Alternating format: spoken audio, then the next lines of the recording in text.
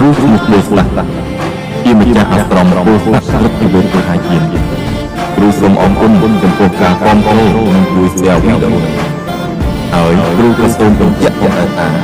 វីដេអូចែកចំណេញពីថាទាំងនេះគ្រាន់តែជាធម្មទានដែលគ្រូផ្ដល់ឲ្យបងប្អូនខ្មែរបានស្គាល់ពីប្រភេទអបិយជំនឿរបស់ដូនតាខ្មែរខាងផ្នែកមុនអរុនទៀតថាប៉ុណ្ណោះឯងយ៉ាងណាមិញចំពោះការសិក្សានៅមុនគេថាទាំងអស់នេះក៏បីមានគ្រូបាអាចារ្យបានត្រឹមត្រូវគឺជាការល្អប្រសើរ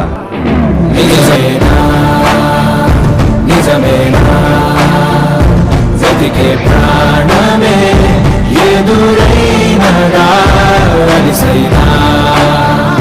कलिसेना इकपै वीडनी मुड़ी पड़ी नरा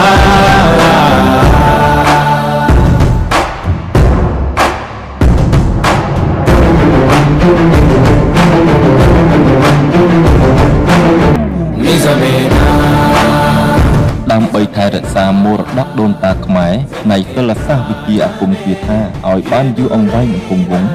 គ្រូសូមចែករំលែកដាក់គម្ពីរទាំង3នេះចែកជាវដល់បងប្អូនខ្មែរដែលមានសទ្ធាចង់យកទៅថែរក្សាស្រាវជ្រាវឬចង់យកទៅសិក្សាក៏អាចទំនាក់ទំនងដោយផ្ទាល់ជាមួយគ្រូតាមលេខខាងលើហើយម្យ៉ាងទៀតចំពោះបងប្អូនកូនសិស្សដែលចង់ធ្វើស្នេហ៍សាក់យ័ន្តដោះអំពើស្រោចទឹកមើលជោគជតារិទ្ធិក៏អាចអញ្ជើញមករកគ្រូបានផងដែរ